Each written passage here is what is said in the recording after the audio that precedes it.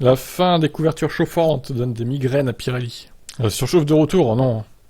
Terrible. L'efficacité des couvertures chauffantes a été amoindrie cette année avec la réduction de la température de la couverture des pneus à 70 degrés contre 100 degrés au maximum pour les pneus avant et 80 pour les pneus arrière l'année dernière. La température maximale tombera même à 50 degrés l'an prochain. En 2024, un pas décisif sera même franchi avec l'interdiction des couvertures chauffantes. Donc Pirelli a déclaré: nous avons demandé à ce que ce soit fait étape par étape car il s'agit d'un grand changement pour la construction et le composé. Il ne suffit pas de concevoir différents composés et tout est réglé, ce n'est pas le cas.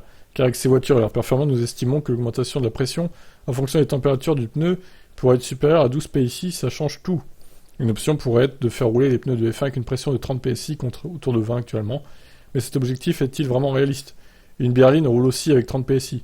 L'autre extrême est aussi inconcevable pour Isola. Vous ne pouvez pas démarrer à une pression très basse car vous détruisez le pneu en quelques virages. Vous devez commencer avec une pression qui est le minimum acceptable pour le pneu. Mais ça signifie que nous devrions probablement commencer à 20 PSI ou quelque chose comme ça, et ensuite vous montez à plus de 30.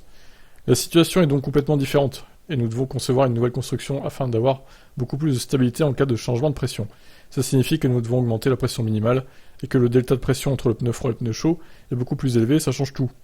Il s'agit donc de concevoir une nouvelle construction et de concevoir de nouveaux composés avec une fenêtre de fonctionnement beaucoup plus large, car vous avez besoin que le pneu trouve une bonne adhérence en fonctionnant de 20 à 30 degrés jusqu'à 120 à 130 degrés, car j'imagine qu'ils vont se stabiliser en termes de température à un niveau similaire à celui qu'on a actuellement.